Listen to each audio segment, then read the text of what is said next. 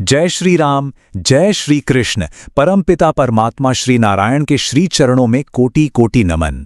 आज हम किसी साधारण दिवस की नहीं बल्कि एक ऐसे दिव्य अवसर की बात करने जा रहे हैं, एक ऐसे महाव्रत की जिसका प्रताप, जिसकी शक्ति हजारों वर्षों की कठोर तपस्या पर भी भारी है।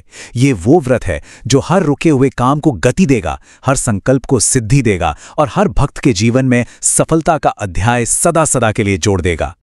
जी हां, हम बात कर रहे हैं परम शक्तिशाली, परम पुण्यदायी सफला एकादशी की। जैसा इसका दिव्य नाम है वैसा ही इसका अमोघ फल है। ये कोई साधारण तिथि नहीं है, ये तो स्वयं श्री हरि नारायण द्वारा रचा गया वो महायोग है जो हर भक्त के प्रयास को, हर उद्यम को और हर सच्ची मनोकामना को सफल बनाने का अक्षय वरदान लेकर आता है।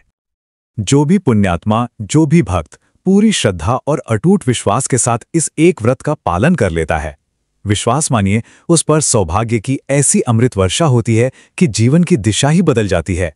रास्ते के पत्थर स्वयं ही सीढ़ियां बन जाते हैं और दुर्भाग्य परम सौभाग्य में बदल जाता है। हमारे शास्त्र साक्षी हैं। इस एक दिन का व्रत करने से साधक को, भक्त को पूरे 1000 वर्षों की कठोर तपस्या के बराबर पुण्य फल प्राप्त होता है। जरा सोचिए, केवल एक दिन का संयम और कहां 1000 वर्षों की तपस्या। ये व्रत जन्मों जन्मों के पापों को धोकर भाग्य को एक नई, एक दिव्य दिशा देने की असीम शक्ति रखता है। इस दिव्य ज्ञान की गंगा को केवल अपने तक ही मत रखिए, इस धर्म यज्ञ में आप भी अपनी एक आहुति डालिए। अपनी भक्ति का प्रमाण देते हुए इस प्रस्तुति को एक लाइक अर्पित करें। चैनल को सब्सक्राइब करके इस धर्म ध्वजा को और ऊंचा उठाएं और इसे आगे भेजकर दूसरों के कल्याण का भी पुण्य कमाएं। विश्वास रखिए, ऐसा करने वालों पर भगवान विष्णु की कृपा अवश्य बरसती है। तो चलिए आरंभ करते हैं सफला एकादशी की इस दिव्य यात्रा का। हम एक एक करके जानेंगे इसकी परम महिमा, फिर व्रत की सही तिथि पर जो संशय है उसका निवारण करेंगे। व्रत से पहले क्या तैयारी करनी है, पूजा की संपूर्ण विधि और शुभ मुहूर्त क्या है, व्रत के वो कौन से अटल नियम हैं जिनका पालन अनिवार्य है, और अंत में व्रत का सफल समापन यानी पारण की सही विधि क्या है। तो सबसे पहले आइए इस एकादशी के परम महिमा के सागर में एक डुबकी लगाते हैं। आखिर क्या रहस्य है इस तिथि में? क्यों पौष मास के कृष्ण पक्ष में आने वाली ये एकादशी इतनी शक्तिशाली और इतनी विशेष मानी गई है? सफला, देखिए इस नाम में ही इसका संपूर्ण रहस्य, इसका संपूर्ण वरदान छिपा है। सफलता प्रदान करने वाली एकादशी।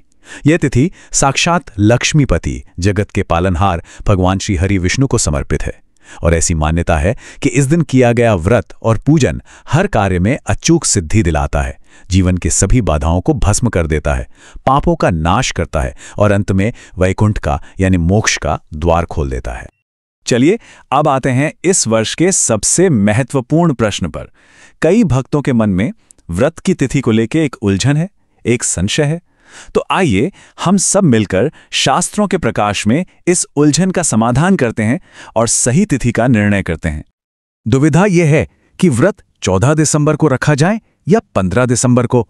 तो चिंता बिल्कुल मत कीजिए, आपके इस संशय का हम पूरी तरह से शास्त्रों के आधार पर निवारण करेंगे ताकि आप बिना किसी भ्रम के पूरे मन से अपना व्रत संपन्न कर सकें। अब यहां अत्यंत ध्यान से देखिएगा। पंचांग के अनुसार एकादशी तिथि का प्रारंभ 14 दिसंबर रविवार की शाम को 6:49 पर हो रहा है और यह तिथि अगले दिन यानी 15 दिसंबर सोमवार की रात 9:19 तक रहेगी। देखिए, सनातन धर्म में व्रत उपवास के लिए उस तिथि को ही मुख्य माना जाता है जिसे सूर्योदय का दर्शन हो, जिसे हम सूर्योदय व्यापिनी तिथि कहते हैं। और क्योंकि एकादशी तिथि को सूर्योदय 15 दिसंबर सोमवार को ही मिल रहा है, इसीलिए शास्त्रों का स्पष्ट और अटल निर्णय है कि सफला एकादशी का महाव्रत 15 दिसंबर 2025 सोमवार को ही रखा जाएगा। इसमें कोई संशय नहीं है। किसी भी व्रत का पूर्ण फल प्राप्त करने के लिए उसकी तैयारी एक दिन पहले ही शुरू हो जाती है और इस तैयारी में सबसे महत्वपूर्ण और सबसे आवश्यक है तुलसी दल की व्यवस्था करना। यहां पर एक विशेष नियम पर सभी भक्तगण ध्यान दें। हम सब जानते हैं कि एकादशी के दिन तुलसी दल नहीं तोड़े जाते, लेकिन इस बार व्रत से ठीक एक दिन पहले यानी 14 दिसंबर को रविवार है और रविवार के दिन भी तुलसी जी को स्पर्श करना वर्जित होता है।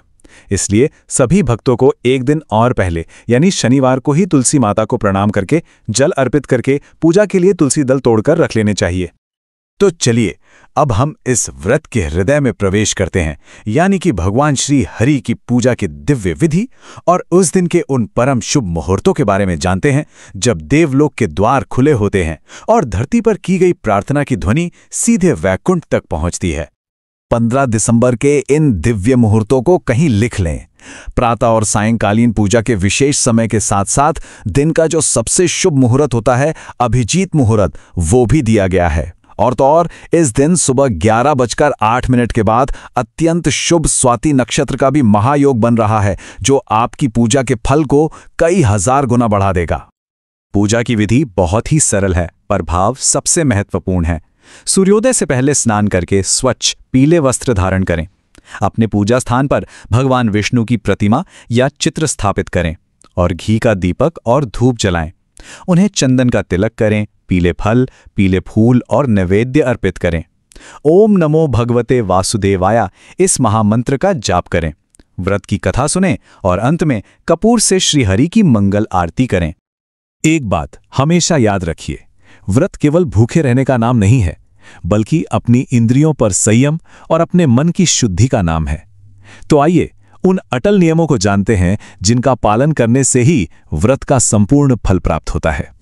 इस दिन क्या करना है? भगवान विष्णु की पूरे विधि विधान से पूजा करें। पूजा में तुलसी दल अवश्य अर्पित करें, क्योंकि याद रखिए बिना तुलसी के नारायण भोग स्वीकार नहीं करते। उन्हें पीले पुष्प अर्पित करें। दिन भर प्रभु के नाम का स्मरण और जाप करते रहें और अगले दिन द्वादशी तिथि में ही व्रत का पारण करें।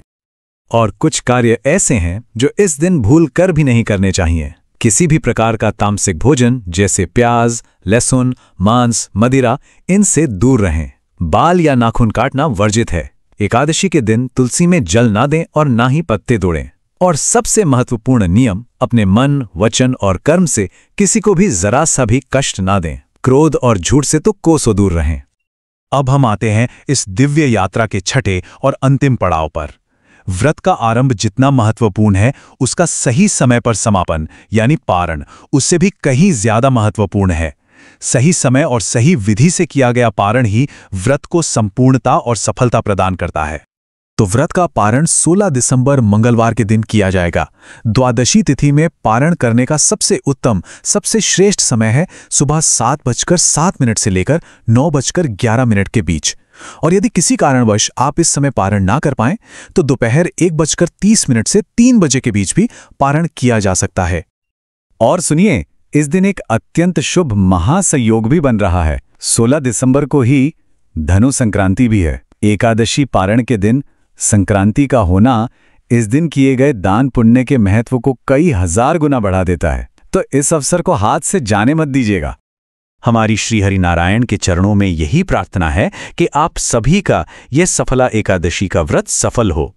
भगवान आपकी समस्त मनोकामनाओं को पूर्ण करें और हर भक्त के जीवन को सफलता, सौभाग्य और श्री हरि की भक्ति से भर दें। यदि ये दिव्य जानकारी आपके हृदय को छू गई हो, तो अपनी भक्ति को प्रकट करने में बिल्कुल भी संकोच न करें।